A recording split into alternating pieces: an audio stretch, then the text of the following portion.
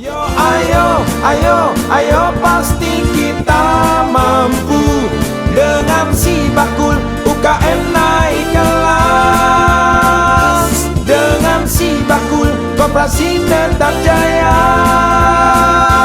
Pastikan kita memang istimewa.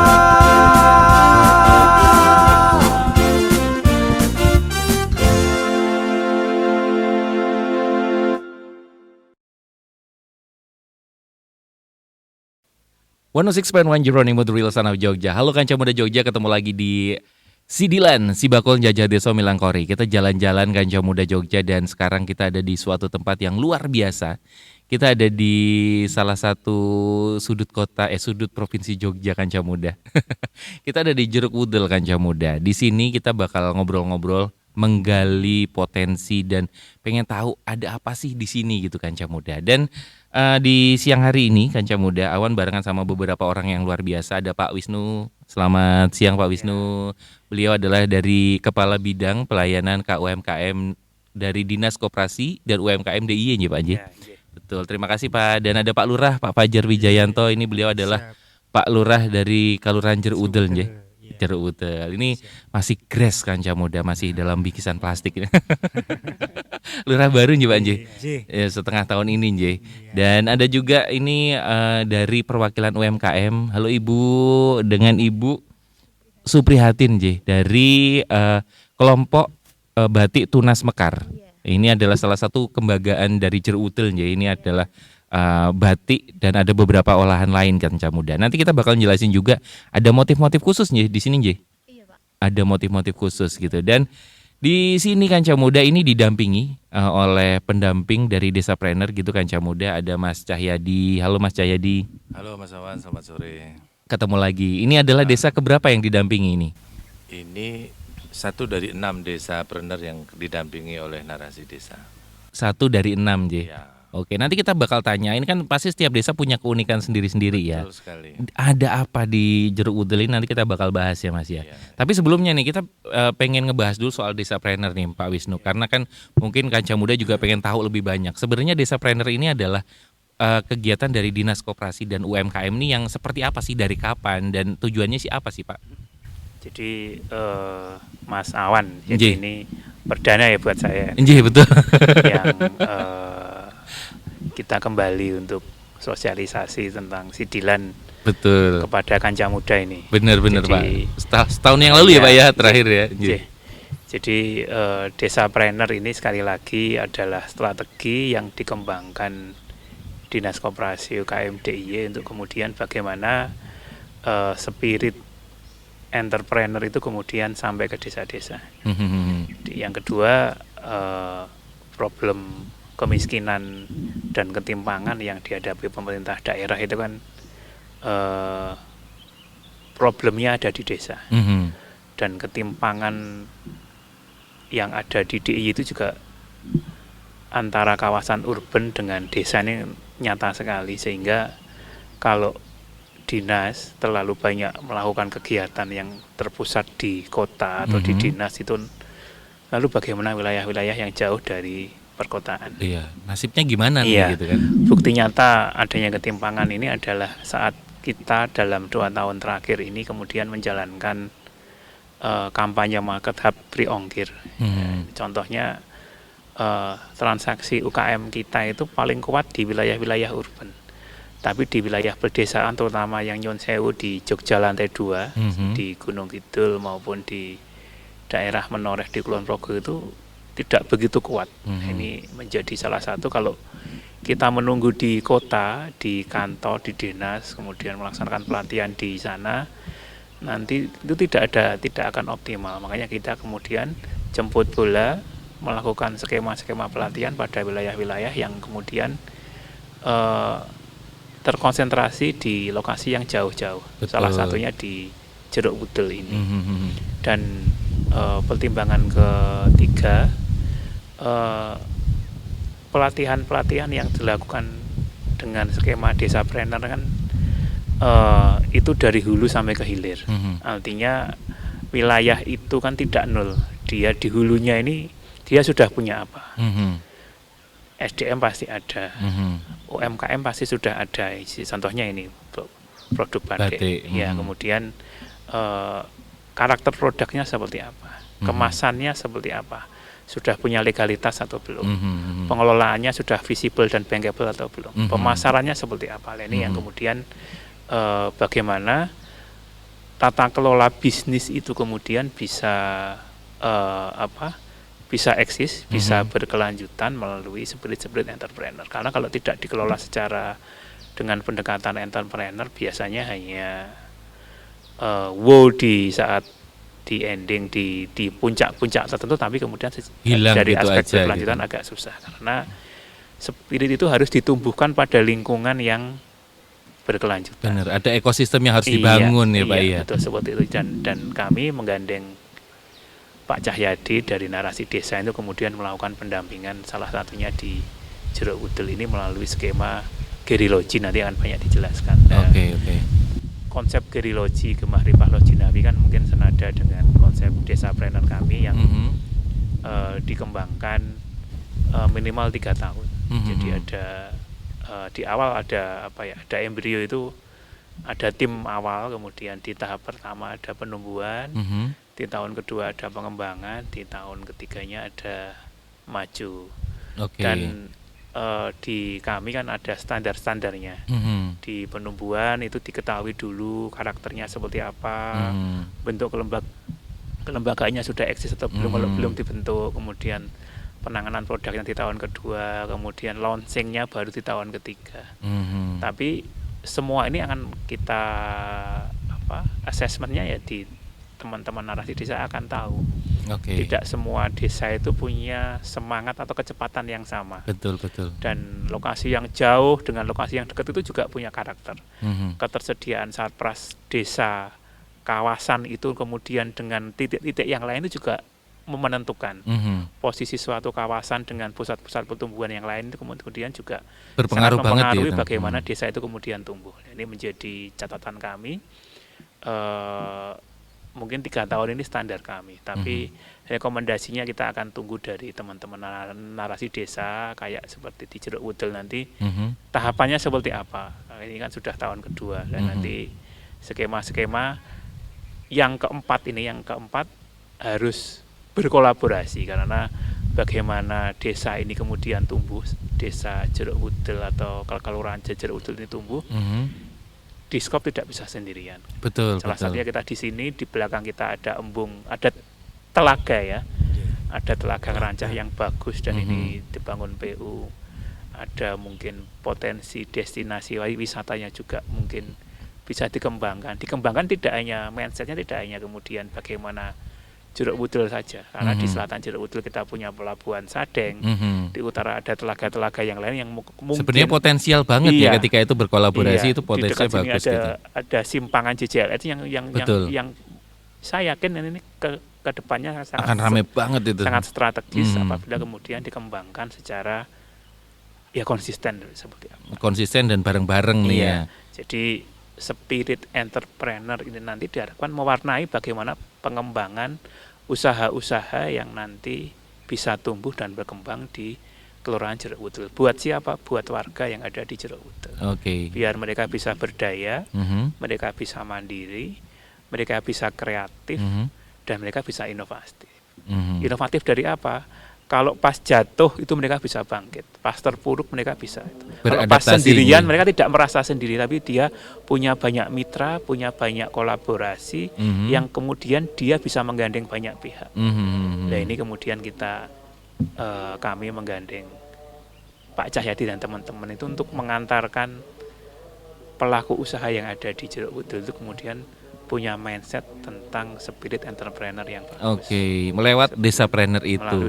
Tapi ini berarti salah satu bukti nih Kanca Muda bahwasanya pemerintah itu sangat peduli, dan akhirnya bagaimana pembangunan dan semangat pembangunan itu bisa menyentuh sampai ke pelosok-pelosok ya Pak ya. Ini salah satu pelosok. Ini salah satu pelosok ini. Ya. Lantai 2 ini Kanca Muda. Mungkin pojoknya. Iya, malah lebih dekat Praji ya daripada mungkin Wonosari ya Mas ya gitu. Iya, Iya, iya ya Pak ya. Tapi tadi kan apa namanya Pak Wisnu juga sempat cerita bahwasanya sebenarnya semua desa itu punya potensi. Akhirnya kan melihat oke ini jeruk udel nih menarik nih untuk dikembangkan gitu.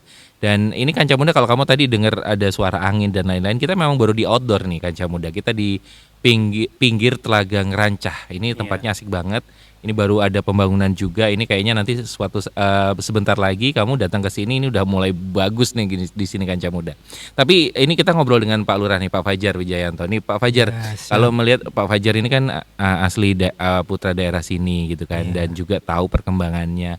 Melihat sebenarnya potensi yang ada di jeruk udel ini sendiri apa aja sih Pak sebenarnya potensinya? Ya untuk yang pertama itu di sini Telaga Ngerancah dulunya. Sekarang udah dibangun dari PU provinsi gitu.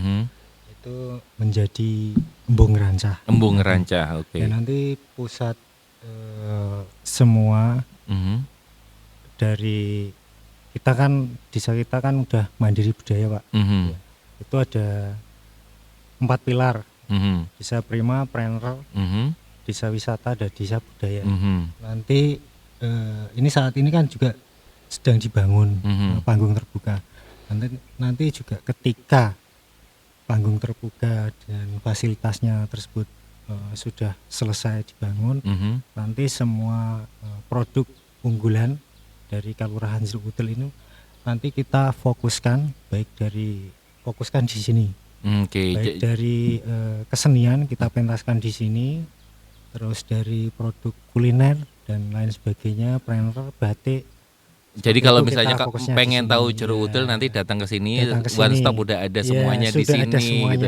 Pokoknya mau lihat kebudayaan ada, UKM ada dan lain-lain gitu semuanya. Kita pentaskan di sini dari kesenian, dari adat tradisi, nanti kita fokuskan di sini. Oke, dan konsepnya seperti itu. Dan salah satu tugas nih yang menjadi PR-nya Pak Cahyadi ini adalah mengangkat produk-produk yang udah ada supaya akhirnya kalau tadi kata Pak Wahyu, kata Pak Wisnu, ini bisa lebih terdeteksi bank, bisa punya package yang bagus gitu.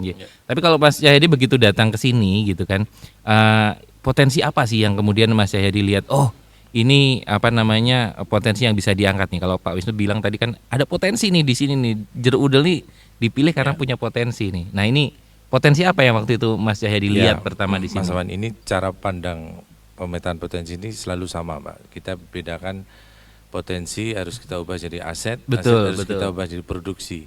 Sesungguhnya yang mampu menghasilkan kegiatan ekonomi itu adalah produk Pak. Jadi ada potensi, kalau tidak dirubah jadi aset tidak bisa kita gunakan untuk produksi. Tidak jadi produk, tidak jadi uang, gitu, tidak jadi aktivitas ekonomi. Nah yang kalau bicara potensi di sini maka kita gunakan pendekatan pemetaan bentang Mas Awan ya. Bentang alam di sini berlimpah artinya banyak. Ketika kita tengok jalan sebentar, ini adalah limpahan bentang alam yang dianugerahkan Tuhan gitu ya. Betul. Ya, di jeruk udel Tuhan menciptakan masih tersenyum Pak Lurah. Sangat indah sekali kita kalau tengok kanan kiri kita di sini ada telaga, ada tebing yang dan ini ada narasi-narasi lainnya. Tapi juga ada bentang geografisnya di sini. Salah satunya keunggulannya adalah hampir separuh lebih ini dibelah betul ya Pak Lurah, dibelah oleh JJLS.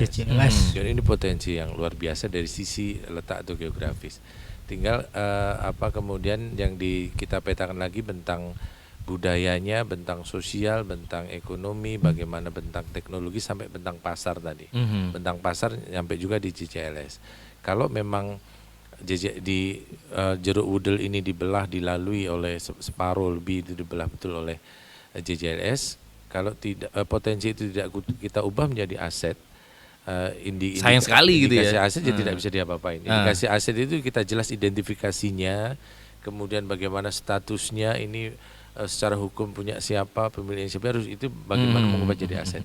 Baru kita bisa reproduksi.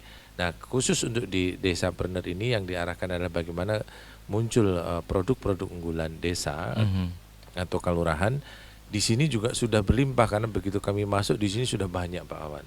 Sudah banyak ada batik yang menjadi unggulan di sini ya. Ada motif batik jeruk udel meskipun saya cari jeruknya mana udel. Ya mungkin nanti Mbak bisa jelasin gitu ya. Tapi juga ada banyak potensi yang tadi Pak Wisnu sampaikan. Potensi produk itu kita gelar dari rantai nilainya dari hulu sampai hilirnya. Apa yang tumbuh bagus di sini? Salah satunya ada sukun, ada tanaman-tanaman lain, tetapi yang mayoritas Singkong, ya? muncul di sini singkong. Nah, apa yang kemudian bisa diolah jadi singkong? Dari tahun lalu waktu di Desa Pernah di masa perintisan kita sudah identifikasi apa saja yang bisa jadi singkong. Di sini sudah banyak diolah makanan, olahan-olahan makanan, tapi sebagian besar adalah olah makanan yang basah, yang daya tahannya tidak panjang. Nah, kemudian kita perkenalkan bahwa singkong ini selain diolah menjadi makanan bisa diolah menjadi tepung. Tepungnya bisa diolah lagi menjadi olahan yang lebih panjang expiry rate-nya, dari singkong menjadi mokaf. Nah, dari mokaf ini juga kita perkenalkan waktu itu bahwa dari mokaf pun bisa kita dorong lagi menjadi produk unggulan yang tahun lalu sebenarnya kita identifikasi bisa potensial di sini namanya gula kong. Ya, gula berbahan baku singkong. Singkong.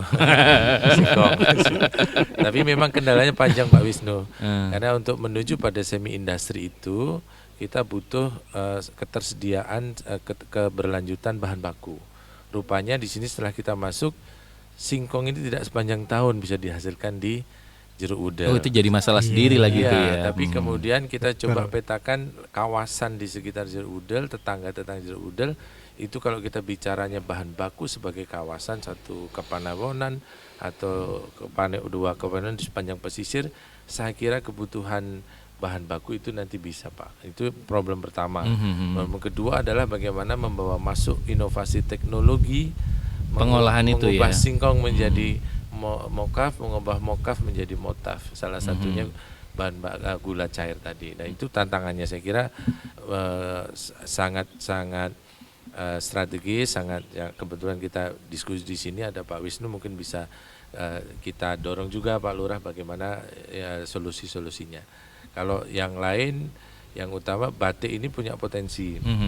Batik ini punya potensi kita kembangkan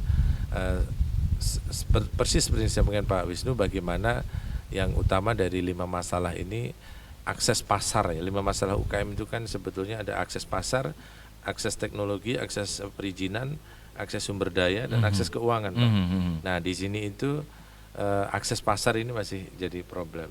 Bikinnya bisa, tapi jualnya susah. Betul, ya. Nah, sehingga ini kalau kita kaitkan dengan penjualan tidak harus jualan di sini, tapi bagaimana membangun connectivity, tidak mesti di Kepanawonan sini, bagaimana kerjasama kita perkenalkan ya dengan kolaborasi tidak hanya dengan desa dengan langsung ke konsumen, tapi bisa desa dengan desa dengan lintas kabupaten, dan itu yang mungkin bisa menjadi percepatan dari pertumbuhan di industri batik kita. Oke, tapi memang akhirnya seperti yang dikatakan tadi, ini butuh kolaborasi banyak pihak ini.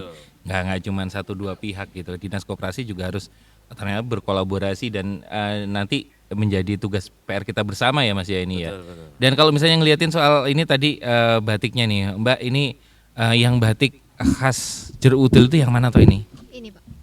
Oke. Oh, itu ada jeruknya. Iya, jadi ini khusus. Udelnya ditanyain Mas ya nih. Ini khusus motif jeruk udel. Kenapa kami menggunakan motif jeruk udel? Karena di sini jeruk udel itu ada cerita sejarahnya sebenarnya. Tuh waktu dulu di jeruk udel itu ada sebuah penyakit ya Pak, Pak Lurah ya, ada sebuah penyakit patek. Wabah. Yang wabah ya. Ketika itu si penyakit itu sampai merajalela ke masyarakat, sehingga ada yang menemukan obat dari jeruk. Jadi jeruk itu, di dalam jeruk itu ada jeruk lagi, dan si jeruk itu manis rasanya. Lah, dari hasil yang jeruk di dalam jeruk itu tadi mengobati masyarakat yang terkena patek itu tadi. Jadi ini semua kami menjadikan motif jeruk ini sebenarnya ini arahan dari Bapak mantan Lurah, Bapak Saryana ya. Mari kita angkat jeruk udel itu menjadi batik sehingga kami menghasilkan motif jeruk ini. Oh gitu. Iya. Oke. Iya. Jadi sebenarnya ada cerita di balik itu nje, Iya. gitu. Oke.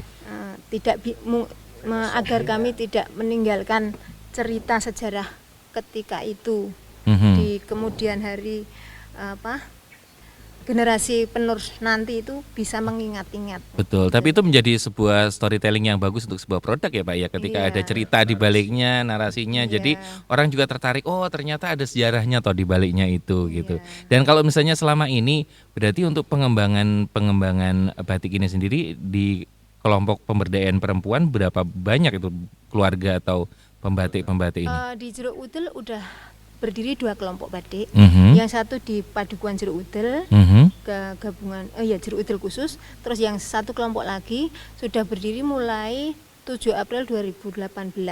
Oke. Itu kelompoknya yang Tunas Mekar. Oke. Yang Sekar Kirana baru berapa bulan sih Pak? Nembe pas pelatihan sama Sekar Jagat. Oke. Ya, itu terbentuknya kelompok yang kedua. Menawi yang Tunas Mekar itu udah hampir berapa tahun ya? 5 tahun. 5 tahun. Ya. Oh, udah hampir 5 Terus udah. kami sudah menghasilkan hasil yang seperti ini, alhamdulillah. Tetapi kendala di kami tetap pada pemasaran yang dipungendikakan Bapak Cahyadi dan izin ya Pak, perizinannya belum. Baru proses NIB. Oke. Nah, Ya. kemarin ini waktu pendampingan ini gimana Mbak? Waktu pendampingan Desapreneur ini apa yang dirasakan? Maksudnya perubahan apa yang dirasakan ketika mendapatkan pendampingan dari Desapreneur dari Mas Cahyadi ini? Banyak Pak. Kami sangat banyak menerima ilmu dan kami juga bisa menyerap sedikit-sedikit tentang bagaimana cara kami melakukan pembatikan ini, terus disampaikan juga cara membuat perizinan. Oke. Terus kami melakukan itu semua. Yang untuk olahan makanan itu sudah PIRT, sebagian sudah membuat PIRT sudah jadi. Untuk NIB ini kami sudah mencoba membuat, tapi kendalanya kemarin itu ada di sinyal sama jadi kami belum jadi. Oke. Ya. Oke. Tapi sebenarnya akhirnya dari 5 permasalahan tadi sudah mulai terjawab satu persatu ya Mas Cahyadi ya. Dari kualitas produknya seperti apa, kemudian dari perizinannya juga seperti apa. Itu sudah mulai diatasi satu persatu gitu. Mas Wisnu ini melihat perkembangan dari Jeruk Udel dari embrio kemudian ke tahun kedua. Ini gimana Mas melihat perkembangannya? Jadi gini Mas Awan, memang konsep Desapreneur itu minimal 3 tahun. Nanti tahun keempat coba dilepas, tahun kelima baru dilihat kembali nanti apakah spiritnya masih kuat atau perlu ada suntikan lagi nih gitu. Bukan suntikan ya, apa mungkin helean lagi. Oh iya betul. Sekarang Mas sudah. Jadi kalau terlalu banyak disuntik itu kan namanya kita bukan belajar menumbuhkan entrepreneur gitu. Betul. Menumbuhkan ketergantungan. Jadi memang untuk tadi kan karakter wilayah-wilayah yang mungkin jauh dari pusat pertumbuhan dengan karakter wilayah yang jauh dari yang terpinggir, terdepan itu masuk Jeruk Udel kan pinggir ini ya, pinggir yang berdempetan dengan wilayah Jawa Tengah ya kalau nggak salah ya, dengan Wonogiri ini memang harus dipahami seluk-beluk karakternya. Jadi tadi Pak Cahyadi konsep dari hulu hingga ke hilir termasuk pengembangan kawasan Jeruk Udel ini harus kita pahami ya kan. Jadi kalau memang basis ketelanya kurang, mungkin bagaimana mungkin potensi ketela yang ada di wilayah-wilayah di sekitar Jeruk Udel itu bisa nggak nanti mendukung gitu ya? Mungkin pendekatan supply chain-nya nanti dikembangkan di aspek sini sehingga penentuan produk unggulannya nanti biar bisa segera dieksekusi, apakah nanti ditentukan gula kong tadi atau mungkin kombinasi gula kong dengan batik katakanlah seperti itulah. Kalau memang nanti ditentukan gula kong atau yang berbasis olahan mokaf kan nanti bisa kita branding kebutuhan apa saja yang untuk memenuhi dalam hal tata kelola bisnis Betul. Bulakong ini, termasuk juga batik ini. Kalau memang nanti ditentukan produk unggulannya batik, mungkin apa sih yang sebenarnya untuk dibutuhkan untuk menguatkan branding batik yang berbasiskan telling story jeruk udel. Karena kalau dari ceritanya ini tadi kan dari wabah patek, kemudian ada jeruk dalam jeruk. Ini saya baru tahu ini ada jeruk ini. Telling story-nya mungkin bisa menguatkan karakter yang ada di jeruk udel untuk diposisikan di lokasi-lokasi strategis, terutama di persimpangan JJLS ini yang posisi Telaga Ngerancah, dan di atasnya ini kan persimpangan yang mungkin betul bisa jadi rest area, bisa dikembangkan. Bagaimana kemudian dari produk batik yang khas ini kemudian dikembangkan, ya mungkin motifnya bisa dibuat lebih menarik, warna-warna yang khas jeruk udel ini dengan mungkin bahan-bahan yang alam. Begitu pula kalau memang nanti gula kong itu nanti memang dikembangkan dengan bermitra dengan siapapun dari kampus untuk mendatangkan teknologi. Tadi Pak Jadi sudah bercerita yang dibutuhkan apa nanti, sehingga support kita terkait dengan alat, kemudian SDM, pendampingan, kelembagaan nanti bisa dilakukan. Contoh kalau NIB atau perizinan yang lain nanti itu bukan hal yang sulit sebenarnya. Iya, betul. Dan tim Pak Cahyadi itu sudah cukup mumpuni untuk melakukan pendampingan. NIB itu sebenarnya kan mandiri bisa, tapi dengan kalau di sini ada dengan sinyal yang biar ini memang betul. Mungkin pendaftarannya bisa dilakukan di balai kelurahan ya, yang mungkin sinyalnya sudah cukup baik, yang masih cukup kuat. Termasuk bagaimana kemudian perlu tidak nanti pelaku usaha yang di sini kemudian diikutkan di ekosistem Sibagul. Jadi nanti dapat prioritas khusus. Kalau batik ini laku mau dikirim ke dinas, nanti ngirimnya lewat kantor pos terdekat di sini.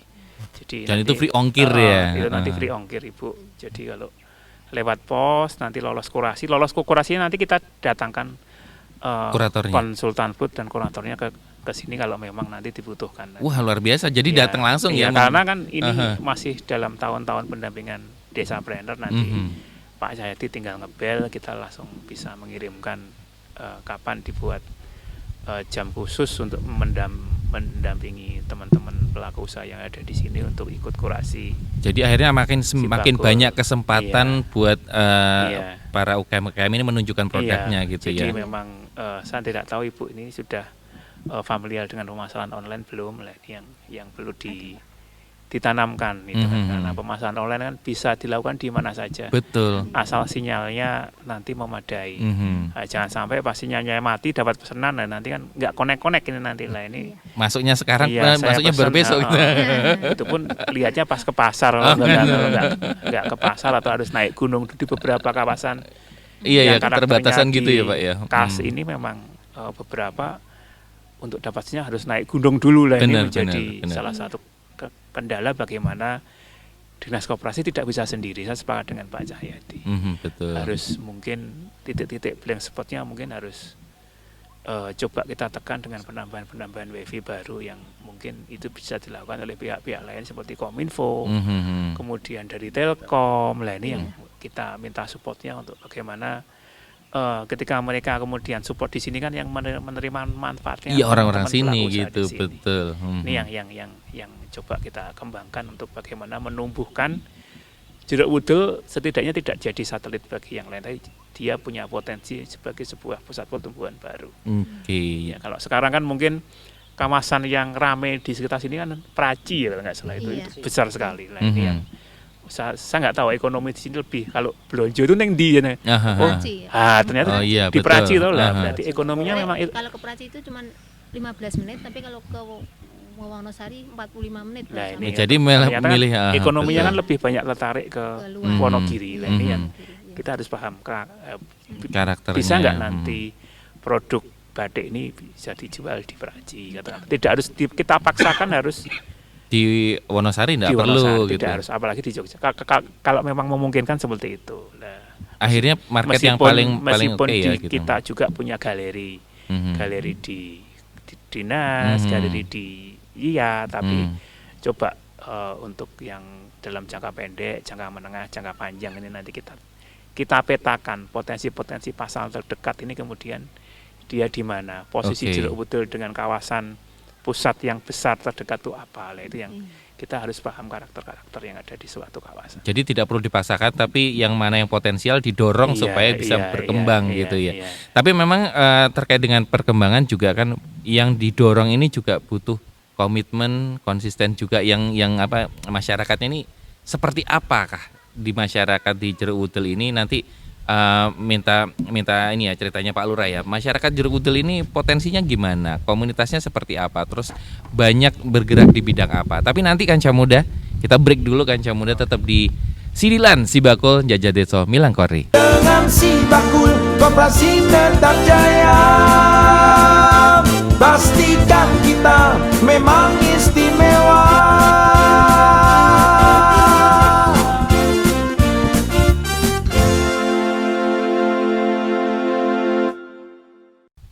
One 106.1 Jeronimo The Real Son of Jogja. Balik lagi Kanca Muda Jogja di Sidilan Sibakul Jajah Deso Milangkori. Dan kita masih di Jeruk Udel Kanca Muda, dan kita masih di Embung Ngerancah gitu Kanca Muda. Ini satu tempat yang oke banget Kanca Muda. Di sini kamu bisa datang, dan ini memang sudah direncanakan, ada banyak banget nanti tempat-tempat penampilan budaya dan lain-lain. Pokoknya nanti di sini ketika kamu ke Jeruk Udel gitu Kanca Muda, ada tempat yang memang kamu bakal tahu di situ, oh ada budayanya apa, ada karya-karyanya apa gitu, ada produk-produk apa, nanti semua ada di sini gitu Kanca Muda. Coba deh kamu cari aja Embung Ngerancah gitu, komplit ada di Google Map juga udah ada, kamu tinggal main aja ke sini ya. Dan tadi nyambung sebelum kita break, Pak Lurah ini tadi ceritain soal potensi, dan tadi kan memang butuh komunitas, butuh ekosistem untuk membangun rasa wirausaha tadi ya di masyarakat. Kalau melihat dari masyarakat di Jeruk Udel ini sendiri, kebanyakan ini bekerja di bidang apa? Terus kemudian gimana sih semangat ekosistemnya masyarakat untuk bertumbuh gitu? Ya, begini. Kalau wilayah kami di Kelurahan Jeruk Udel itu kebanyakan masyarakatnya mata pencarian sebagai petani, Pak. Iya, seperti itu. Kemudian, petani singkong juga tadi ya banyak ya. Iya, petani singkong. Ya, seperti ini soalnya kondisi geografisnya. Kondisi geografisnya ya seperti ini. Di Gunung Kidul rata-rata sama. Ya, seperti itu. Kemudian kalau dari segi SDM-nya sebenarnya banyak sekali SDM dari Jeruk Udel itu yang semangatnya tinggi, anak-anak muda, bahkan di Jeruk Udel juga ada anak-anak TV itu, Jeruk Udel TV. Oke. Itu ada semangat sekali mereka. Kemudian dari kelompok Prima Planner juga ibu-ibu itu semangat sekali. Kami juga begini, atas nama pemerintah kelurahan dengan berbagai pendampingan dan pelatihan dari dinas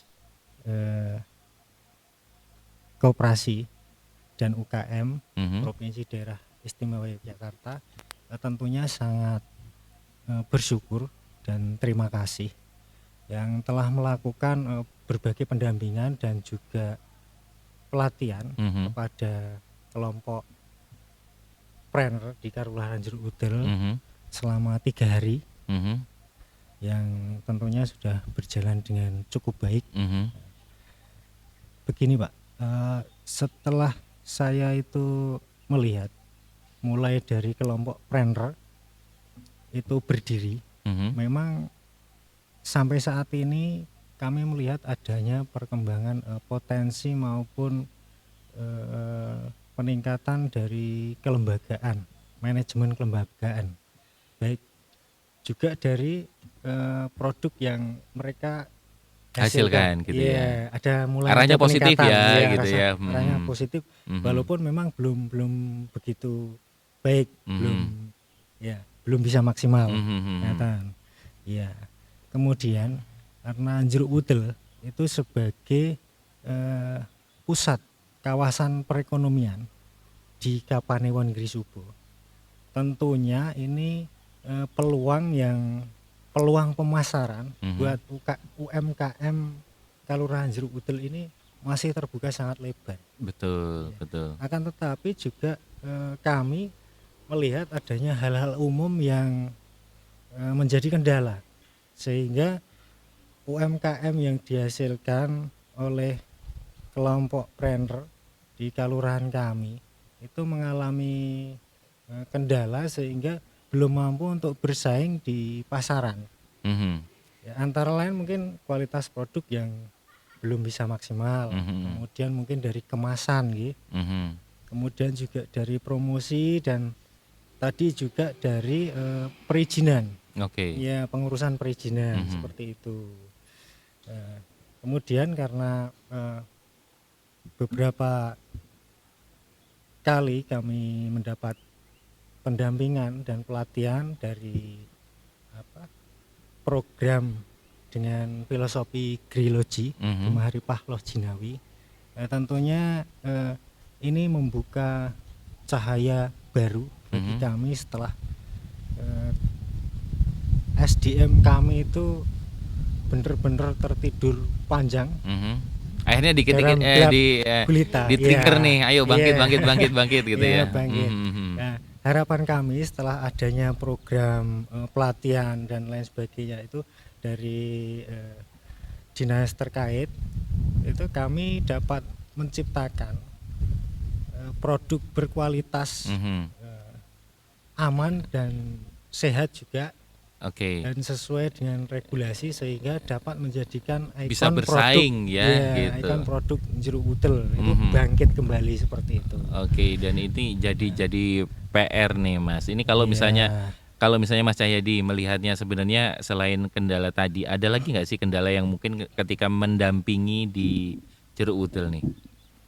Ya, harus diakui jarak itu salah satu yang jadi kendala kita, Pak ya. Tapi kendala itu jadi tantangan itu harus diselesaikan gitu. Betul. Dimana cara menyelesaikannya memang mau tidak mau, suka tidak suka harus mengajak teman-teman di jeruk pudel ini mengenal tentang bagaimana foto produk, mengenal bagaimana menawarkan secara virtual digital gitu ya. Karena tidak mungkin juga kita selalu berharap orang datang ke sini atau kita yang mendatangi konsumen. Nah, untuk kendala di situ. Yang kedua sebetulnya mencari betul lokomotif dari perekonomian di jeruk pudel ini, karena ini rata-rata sama ya, pengembangannya rata sama Pak Lurah ya, mau batik, mau olahan makan, ini banyak rata-rata sama. Tapi kalau kita mau menggerakkan itu selalu harus ada butuh lokomotifnya. Lokomotif produk apa yang kemudian akan bisa mendatangkan orang. Lokomotif produk ini yang akan bisa membuat orang kenal jeruk pudel, semakin tahu jeruk pudel. Nah, dalam rangka tahap ini kita dalam rangka pengembangan itu, Mas Awan. Cari yang di bold benernya apa nih gitu ya. Kita harus cari lokomotifnya, Pak. Tetap mau kalau memang kita sepakat di batik, desain pengembangannya seperti apa. Tapi desain pengembangan kita untuk tahun ini yang pertama adalah pada inovasi produknya. Itu mau tidak mau pasti akan ke sana. Inovasi produk, beberapa kampus kemarin juga menyatakan ketertarikan untuk bergabung. Tapi kita berharap nanti ini Pak Wisnu, Pak Lurah, MOU-nya tidak dengan narasi, tapi MOU-nya dengan kelurahan langsung. Iya, betul. Ya, itu yang kita harapkan ya. Memang harus ada fase-fase, kita fasilitasi pertemuan lintas kampus. Saat ini yang dengan narasi sudah ada 12 kampus, tapi di DI ini aja 64 kampus sebetulnya. Itu potensi yang luar biasa untuk inovasi. Belum kita bicara lembaga-lembaga riset, lembaga desain, belum pengusaha-pengusaha sangat banyak. Kalau misalnya kita bicara batik. Nah, inovasi lain adalah mencari apa yang memang khas di sini. Salah satunya yang sedang diinisiasi kita adalah potensi hasil laut. Betul. Potensi hasil laut karena nggak terlalu jauh juga ya gitu kan. Dan karena tradisi kultur produksi di jeruk pudel ini sudah lumayan bagus, sebetulnya bahan baku apa yang ada di sekitar kawasan ini potensinya bisa kita rubah jadi aset, bisa kita rubah jadi produknya. Misalnya yang muncul adalah kerupuk ikan. Kerupuk ikan ini juga sedang diidentifikasi. Tapi terus terang sampai dengan tahun ketiga ini Pak Wisnu, kita harus ketemu lokomotifnya. Lokomotif ekonominya apa sebetulnya. Nah, kalau dengan basis jeruk udel yang sebetulnya mayoritas itu agrikultur ya. Agrikultur itu seperti apa? Bahan baku juga tidak mesti jadi produk juga di sini. Itu yang masih panjang menurut saya di antara di antara 6 desapreneur yang kami dampingi yang cukup menantang memang di jeruk udel. Selain juga jarak pasti. Yang kedua, saya kira kalau dari sisi SDM-nya bicara entrepreneurship, bicara kemudian bagaimana diajak untuk tata kelola, ini justru kalau di jeruk udel itu lebih mudah untuk semangat ya. Semangat entrepreneurship-nya kelihatan bertumbuh, diajak untuk kemudian dengan perizinan, dengan manajemen itu juga masih siap untuk bertumbuh. Kira-kira begitu ya Bu ya. Nah, sehingga memang tantangan-tantangan itu ya solusinya pasti harus diselesaikan. Kita ketemukan desain pengembangannya seperti apa. Desain pengembangan itu membutuhkan apa. Kalau kami bagi tadi 5 tadi. Sebetulnya kalau kita bicara 5 hal ini semuanya sudah ada. Cuma yang masalahnya adalah akses kita ada atau belum. Betul. Akses pada pasarnya ada loh. Yang butuh ini mungkin ada di belahan kota lain, di belahan dunia lain, ada yang sedang nyari ini barangkali. Tapi akses ke sana yang belum ada. Ya bagaimana cara membuat orang tahu, tertarik dan beli ini gitu kan. Ya, misalnya akses perizinan, Pak Sindu juga sampaikan, teman-teman narasi desa juga bagian dari Garda Transbumi yang kita dari tahun lalu sudah kenalkan NIB, sudah kenalkan Sibakul juga Pak. Nah, platform-platform terakhir ini sebenarnya kita kerjasama dengan Telkom. Nanti ada kegiatan tambahan lagi khusus untuk bagaimana akses digitalisasi UMKM desa.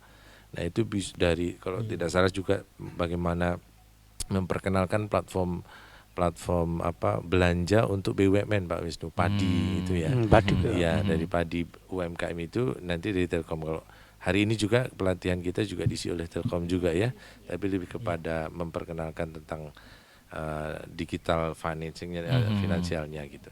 Nah, model-model seperti itu yang saya kira tantangan menjadi kendala tadi menjadi tantangan yang bukan tidak mungkin diselesaikan Mas Afan. Betul. Dan ini juga tantangan ini juga menjadi PR bersama dan kayaknya ini kelompoknya harus semangat nih. Ini gimana kalau dari semangat kelompok sendiri, ibu-ibu dan penggiat desapreneur di penggiat UKM di jeruk udel ini seperti apa? Kalau melihat dari semangatnya itu sangat bersemangat. Dari kami kelompok batik, 2 kelompok ini sangat-sangat bersemangat sekali. Tapi ketika kami sudah menghasilkan barang yang seperti ini, kami masih sangat kebingungan di pemasaran tadi. Jadi kami selama ini bisa menjual baru dalam sekitaran wilayah jeruk udel saja. Baru, ya.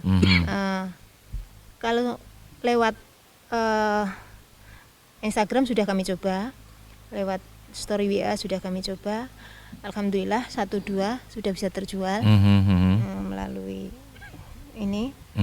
Lalu dari bahan baku batik kami masih membeli dari luar daerah, Bu. Jadi kita begitu bahan menipis baru kita belinya ke luar daerah, istilahnya ke luar kota, ke Jogja seperti itu.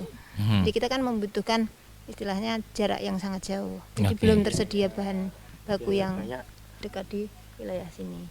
Oke. Dan jadi sebenarnya kalau misalnya tadi salah satunya kendala jarak, tapi kalau dengan semangat yang tadi dan dengan nanti pelatihan-pelatihan lain, insya Allah itu bisa terjawab ya. Tapi yang menjadi salah satu potensi yang juga kayaknya sangat-sangat potensial itu adalah hasil pertanian yang singkong tadi nih Pak. Ini kan kalau melihat tidak perlu semua hasilnya di sini. Maksudnya produk itu tidak perlu dari singkong kemudian jadi tepung kemudian jadi gula itu kan harus di jeruk udel ini kan bisa dikombinasikan dengan daerah lain ya Pak Wisnu ya ini ya nantinya. Iya. Jadi kan sebenarnya lemparannya kan dari Pak Cahyadi ya. Jadi kalau Gunung Kidul memang selama ini di statistik kan memang basisnya ketela. Dan saya nggak tahu kok panennya tidak setiap tahun panen. Setahun sekali ya. Iya, setahun sekali. Ya, setahun sekali panen. Memang karakter di Kars ini kan memang tanahnya kan tanah kritis ya. Iya. Batu tapi memiliki tanah, bukan tanah berbatu ya. Betul. Batu bertanah seperti sekitar di yang kita adakan ini podcast sekarang ini kan di sekitar telaga ini kan kondisinya berbatu sekali iya, gitu. Kars memang karakter Kars memang di saat biasanya tumpang sari ya kalau Iya, tumpang sari. kalau ketela itu dijaga ke saat panen musim kemarau biasanya. Iya. Nah ini yang kemudian siklus panen berbasis pertanian yang ada di Gunung Kidul tanda kutip jeruk udulnya harus kita pahami karakternya. Tadi betul Pak Cahyadi kalau memang nanti memang potensial tapi tidak basis. Nah ini yang kita lakukan seperti apa? Titik-titik perdagangan ketela itu harus dipahami juga nanti. Dia lebih banyak tersuplai dari luar atau justru banyak harus diekspor ke wilayah-wilayah lain ataukah nanti tarikannya itu lebih banyak ke Praci katakanlah. Lah ini yang kita harus harus dipahami banget gitu harus ya. ketahui. Makanya tadi saya minta Pak Cahyadi untuk segera menemukanali produk-produk unggulan yang ada di khususnya di jeruk udel ini biar kita fokus sehingga kalau fokus nanti sumber daya yang kita alokasikan ke jeruk udel ini mungkin bisa diarahkan ke produk-produk unggulan itu. Hasilnya lebih maksimal ya Pak. Apakah itu nanti melalui skemanya Desa Prener atau melalui skema BKK yang di Desa Mandiri Budaya. Nanti kalau memang fokus di situ nanti saya saat pengusulan untuk yang BKK bisa intervensi. Untuk yang Prener mungkin kan nggak beli alat-alat pengolahan itu untuk gula kong seperti itu kan ya itu lebih mudah daripada skemanya hibah. Nah, kalau skemanya melalui BKK nanti yang mengelola kan kelurahan. Iya betul, masuk ke dana kelurahan. Nanti Pak Lurah ini yang nanti akan mungkin lebih akses karena skema kelurahan dengan skema yang ada di kami di Pemda ini lebih rumit di kami sebenarnya dalam arti tanda kutip aspek administrasinya. Tapi kalau kelurahan memang ada sedikit spesialisasi meskipun semuanya orangnya sama-sama akuntabilitas, tapi dari aspek administrasinya lebih mudah di kelurahan. Ya ini nanti yang mungkin nanti kita dalami dulu. Nanti saya memang hari ini tadi banyak diskusi dengan Pak Cahyadi di luar ini, makanya untuk menentukan produk unggulan ini mungkin segera ditentukan minimal tahun ini juga harus bisa keluar sehingga kedepannya step-stepnya nanti lebih jelas ya Pak, tahu mau kemana bisa nih kita gitu. tentukan hal apa yang kemudian diperlukan untuk mensupport ke arah situ dan kolaborasi dengan siapa yang pas untuk kemudian mengantarkan jeruk udel dengan produk unggulannya ini.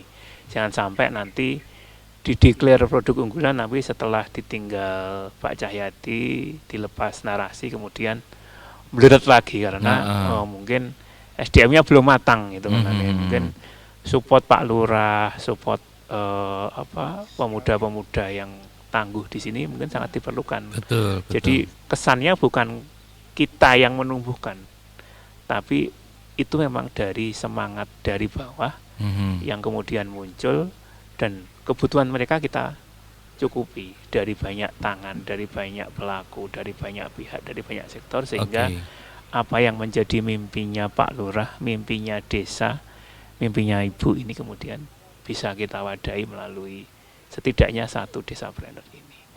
Nah, meskipun nanti skema besarnya Desa Mandiri Budaya ada membangun ini Balai Budaya kemudian ini kan nanti Tapi itu satu bagian utuh semuanya sebenarnya ya Pak ya. nanti bisa bersinggungan. Wisata kalau tidak ada UMKM, tidak ada yang jualan kan sama saja. Nanti. Betul. Seperti itu Mas, yang jadi nanti ini sore ini minimal nanti ada kesepakatan yang kita sepakati kami dengan Pak Cahyadi dengan Mas Lurah ini kemudian kedepannya nanti seperti apa. Lokomotif apa nih yang bakal di depan nih? Yang menjadi PR dan harus segera diputuskan. Betul. Nanti, agar tahu akhirnya jalan mana yang mau diambil gitu kan. Jalur A 1 2 3 atau apa yang diambil gitu. Oke, kalau misalnya melihat dari potensi dari tapioka, dari singkong tadi, Pak Lurah, itu sebenarnya kalau produksi jeruk udel sendiri itu berapa banyak sih? Dan selama ini dilempar kemana hasilnya itu? Pertanian itu. Kalau untuk produksi singkong di sini selama ini karena udah perubahan zaman, itu karena perekonomian masyarakat di wilayah kami khususnya jeruk udel ya mungkin menengah ya Pak. Jadi memang rata-rata tadi saya bilang juga kehidupan di sini itu petani. Jadi mata pencaharian memang petani yang untuk menyekolahkan anak itu juga dari pertanian dan lain sebagainya. Maka dari tahun ke tahun, kalau dulu itu petani itu menjual hasil singkong itu masih dibawa ke pasar. Oke. Tapi untuk saat ini itu malah pengepulnya yang datang ke lokasi, malah ke ladangnya. Itu seperti itu, makin tahun itu makin seperti itu. Iya. Jadi kalau kedepannya itu saya kira untuk produksi singkong itu kalau di sini memang tahunan ya, setahun sekali ya. Kalau memang untuk buat produksi tadi ya gulakong yang setiap saat harus ada, itu tetap kita harus Oke, ada perencanaan yang lebih matang lagi untuk itu kesananya gitu ya. Oke, ya itu, Pak. Memang akhirnya ini menjadi tanggung jawab kita bersama, menjadi PR kita bersama juga nyari nih. Lokomotif apa yang akan kita sepakati supaya kita keretanya si jeruk udel ini bisa berjalan dengan cepat gitu ya Pak ya. Dan ini harapannya dari Pak Lurah sendiri, rencana besar Pak Lurah itu ke depannya jeruk udel cita-citanya pengen seperti apa sih Pak?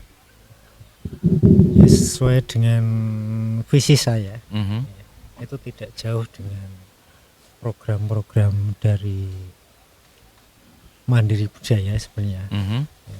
Jadi memang menjadikan Kelurahan Jeruk Udel ini sebagai desa wisata dan masyarakatnya mempunyai perekonomian yang kreatif.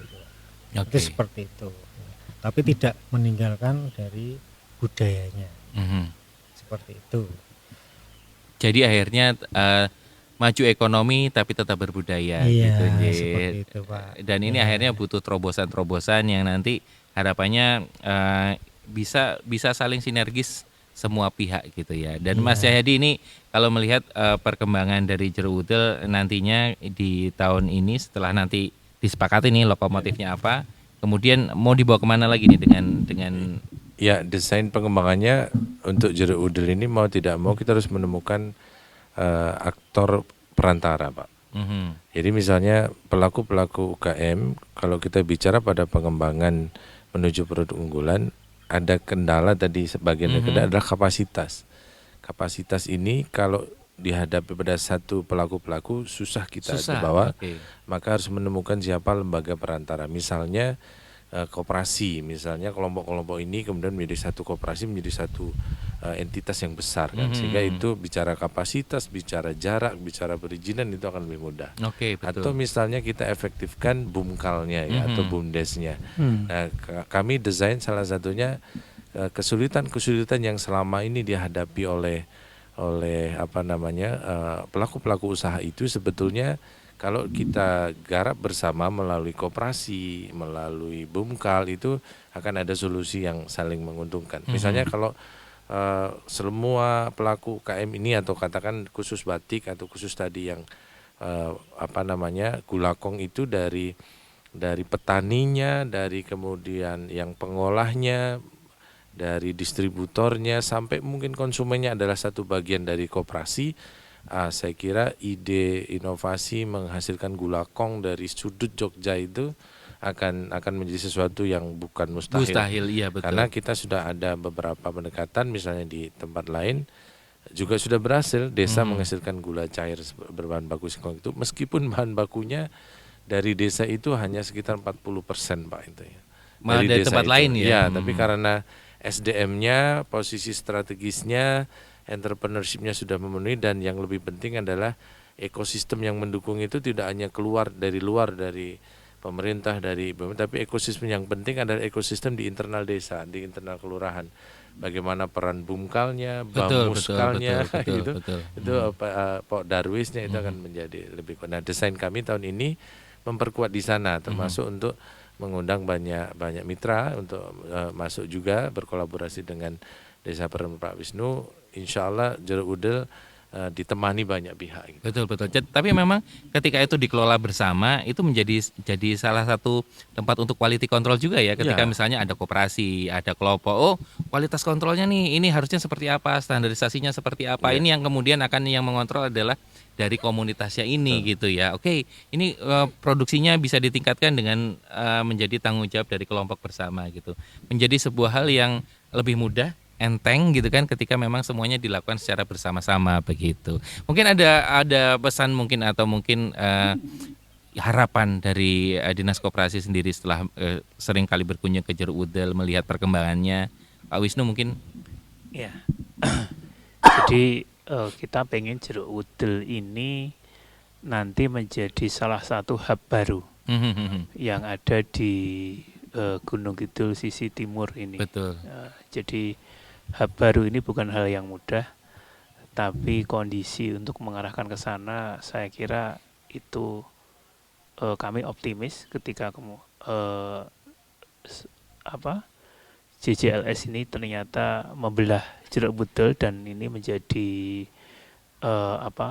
ungkitan yang mungkin sangat strategis yang akan mendorong nanti apa yang sekarang menjadi keluhan Pak Lurah, ibu-ibu dari Tunas Mekar ini kemudian bisa kemudian tidak dihembuskan lagi pada saat ini. Benar. Ya mungkin 2 atau 5 tahun ke depan ketika sudah nyambung JJLS-nya antara Jogja dan Jawa Tengah hingga Jawa Timur ini, kawasan selatan menjadi ramai. Betul. Mungkin persoalannya tidak hanya sekedar ekonomi, mungkin lebih ke lingkungan, ini yang harus diantisipasi. Ketika ada wisatanya tumbuh, mungkin sampah itu Pak Lurah. Akhirnya mulai muncul masalah-masalah baru ya. Ini gitu. yang untuk mengarahkan ke sana memang harus ketika ada akses yang mudah itu bagai pisau mata uang. Betul. Artinya apa? Produk desa ini akan muncul atau bertahan atau justru habis. Tergerus. Mengapa habis? Karena jangan sampai dengan akses yang mudah ini kemudian yang datang adalah produk-produk pabrikan yang kemudian menghancurkan potensi-potensi lokal yang ada. Dan hanya jadi penonton gitu Pak ya nanti di sini ya. Jangan sampai masyarakat lebih suka kemudian memakai batik printing. Kemudian anak-anak lebih kemudian lupa terhadap produk-produk unggulan. Kalau Jeruk Udel itu punya makanan-makanan khas lokal itu yang mestinya kita bisa mengelaborasi potensi yang ada di Jeruk Udel ini agar produk-produk desa yang ada di sini itu bisa bertahan, justru bisa lebih kreatif dengan kekhasannya. Karena keistimewaan DIY ini muncul karena ya lokal-lokal yang kemudian bertahan dan dia bisa bertransformasi menghadapi masa depan yang cepat berubah. Menjadi istimewa ya. Iya, itu. Dan saya nggak pengen kemudian dengan adanya JJLS justru kemudian produk-produk pabrikan, produk-produk luar yang kemudian ada di kios-kios yang ada di seputar Jeruk Udel. Mestinya produk-produk lokal ini kemudian tetap muncul ada di sini dengan karakter yang tidak kalah dengan produk-produk pabrikan, kualitasnya, produksinya, seperti itu. Luar biasa. Mudah-mudahan ini apa yang menjadi mimpi kita bisa segera terwujud Dan terima kasih sekali lagi Pak Wisnu, terima kasih Pak Lurah, terima kasih Bu Supriyati, terima kasih Mas Jayadi. Sebenarnya ini menjadi motivasi untuk kita bersama. Buat kamu nih kanca muda yang mungkin sekarang baru dengerin di rumah, harus mungkin lebih peka ya Pak ya terhadap lingkungannya. Oh, di lingkunganku itu sebenarnya potensinya apa sih gitu kan. Oh, ternyata banyak. Ayo diangkat gitu. Bisa ketika kita memang pengen mengembangkan daerah kita gitu kanca muda, kenapa enggak?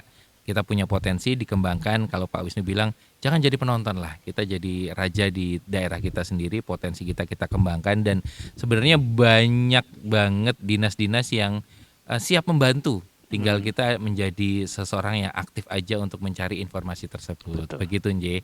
Terima kasih banyak Kanca Muda Jogja. Sebenarnya masih ada beberapa produk juga dari Jeruk Udel, gak cuman batik, ada jamu juga Nje. Ada jamu, tadi ada Mbak Ning juga, tadi Mbak Ning jamu, terus ada apa lagi Mbak?